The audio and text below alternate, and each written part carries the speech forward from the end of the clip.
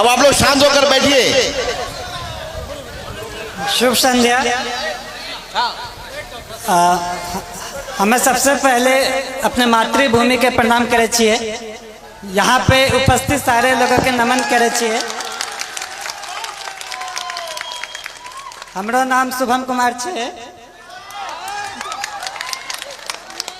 हमरा ठेठी उतना अच्छा ना आवे छिए।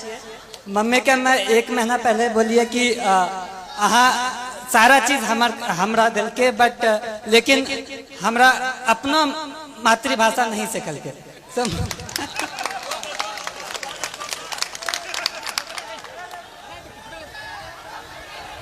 आप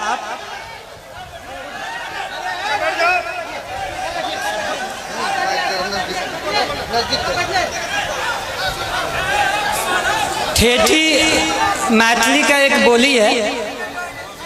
आप अपने बच्चों को सारा लैंग्वेज सिखाइए। आप ठेठी भी सिखाइए, हिंदी भी सिखाइए और इंग्लिश भी सिखाइए। आप लोगों को लगता होगा कि मैं ऐसे ही बोल रहा हूँ, लेकिन मैंने जब अपनी ट्रेनिंग एकेडमी में सबसे पहले गया तो वहाँ पे सारे यूपीएससी क्रैक किए हुए बंदे थे। सारे वहाँ पे जो भी थे सब रैंकर थे, टॉपर्स थे। तो सारे लोगों ने पूछा कि शुभम तुम हिंदी क्यों बोलते हो, तुम्हारा मातृभाषा क्या है? तो हम बोले कि मातृभाषा ठेठी है, वो कभी सीखे ही नहीं। सो वहाँ पे सारे लोग बोले कि उनकी तो हिंदी तो दूसरी भाषा है। सारे लोगों का कुछ ना कुछ उनका खुद का भाषा होता है और वो उस पर गर्व करते हैं। तो मेरा ये कहना है कि आप अपने कल्चर को, अपने संस्कृति पे गर्व होना चाहिए। जहां भी मैं गया वहां पे शुरुआत में लोग बोलेंगे कि एक बिहारी है, लेकिन धीरे धीरे उनको यकीन हो गया कि बिहारी क्या कर सकता है।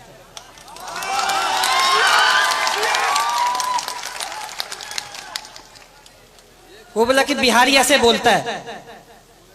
बोले गुजराती भी तो अपना अलग भाषा बोलता है। कभी साउथ वाले लोगों को देखा कैसे हिंदी बोलते हैं। मेरा ये कहना है कि अपने पे आपको कॉन्फिडेंस होना चाहिए, आत्मविश्वास होना चाहिए, अपने पे गर्व होना चाहिए।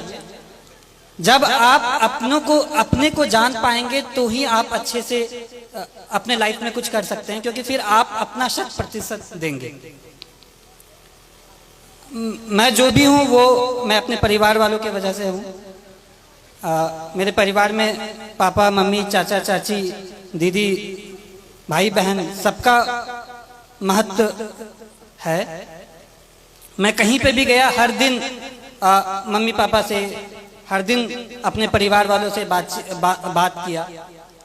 तो ये कहने के लिए एक छोटा सा बात है, लेकिन जब आप अपने लोगों के पास रहते हो और उनका फुल सपोर्ट आप पे होता है, तो मुझे ये लगा कि अगर मैं एग्जाम नहीं भी क्वालिफाई कर पाऊं, फिर भी मेरे परिवार मेरा हमेशा साथ देगा। कभी भी ऐसे पापा नहीं बोले कि ये एग्जाम नहीं क्वालिफाई करोगे तो क्या होगा, वैसा कुछ नहीं। तो ये बहुत बड़ा रोल प्ले किया मेरे सक्सेस में। एग्जाम के हर घड़ी में, हर स्टेज पे मैं ये बोला कि पापा इतना मुश्किल है, मुझसे नहीं हो पाएगा। लेकिन पापा कहते थे कि नहीं, तुम कर सकते हो। तुमको जितना विश्वास तुम पे है उससे ज्यादा मुझ पे तुम पे है। तो ये सपोर्ट जो है वो बहुत यूनिक रहा, वो बहुत अलग किस्म का सपोर्ट रहा। और दूसरी बात जो पापा कह रहे थे कि चाचा भी कह रहे थे कि घर का माहौल अच्छा होना चाहिए। तो अभी तक मैं एक इंसिडेंस मैंने नहीं बताया है कि मुझे असल में मोटिवेशन कहाँ से मिला। एक बार ऐसा हुआ कि पापा को याद भी नहीं होगा, बालदेव दादा मेरे घर पे आते हैं। वो अपनी बेटी की शादी के लिए कुछ 3000 रुपये पापा से उधार पे लिए होंगे, और उनकी बेटी की शादी पापा यहाँ मंदिर में कराए थे। तो पापा ने ये नहीं कहा कि 3000 रुपये मैं दे रहा हूँ, वो कहा कि नहीं, आपको वापस करना है। फिर वो मेहनत किए और फिर वो 3000 वापस जब दे रहे थे तो मैं भी देख रहा था। पापा ने सारा नोट काउंट किया 500 के नोट से, फिर एंड में 3000 रुपये दादा को दे दिया कि ये आपकी मेहनत की कमाई है, ये अपने साथ रखे। ये मैं कहना चाहता हूँ कि इससे ये क्या हुआ कि वो सामने वाला मेहनत किया, वो कमाई, वो फ्री का पैसा नहीं समझा। इसी तरह मैं भी चाहता हूँ, मेरी ये कामना है कि मैं भी लोगों के लिए काम करूँ। एक बार रिजल्ट आ जाना बड़ी बात होती है, लेकिन उससे बड़ी बात है कि लोगों के आशाओं पे खड़ा होना।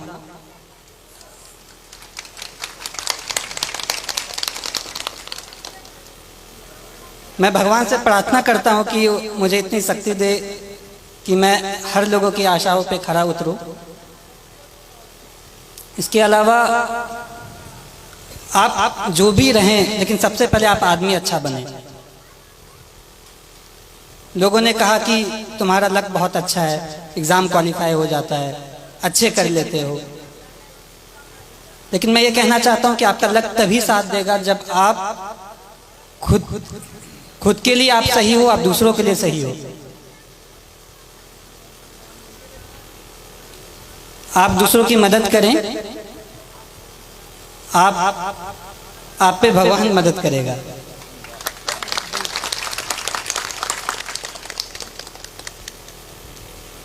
छात्रों के लिए मैं ये कहना चाहता हूँ कि जैसे बचपन में मुझे लोग कुछ कहते थे कि बहुत जिद्दी है, मैं अब कहता हूँ कि जिद्दी है तो ठीक है, मैं ये करूँगा, मैं करके दिखाऊंगा। ये जिद भी बहुत अच्छी चीज है।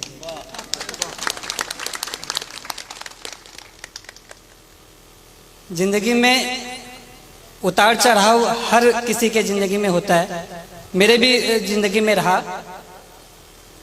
जब विद्या विहार में क्लास 6 में गया तो 110 लोगों में मेरा स्थान जो होता था वो 40-50 के आसपास होता था, लेकिन पापा मुझे कभी फोर्स नहीं किया कि तुमको पहला स्थान ही लाना है।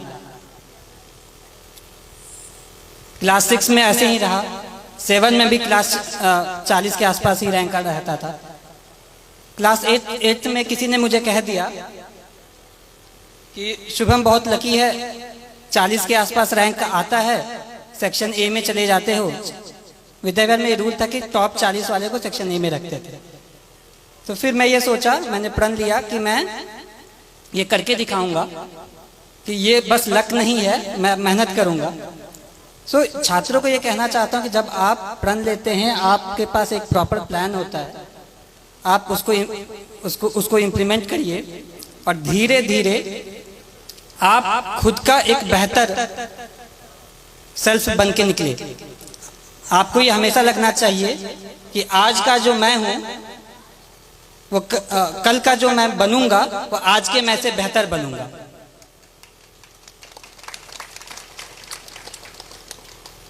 जिंदगी बहुत चीज सिखाती है, संघर्ष बहुत चीज सिखाता है, और लाइफ के हर फेज में हमारी कोशिश ये रहती है कि मैं अपना एक बेटर सेल्फ बनूं, मैं इससे भी और अच्छा बनूं, और मेरा भी यही रहेगा।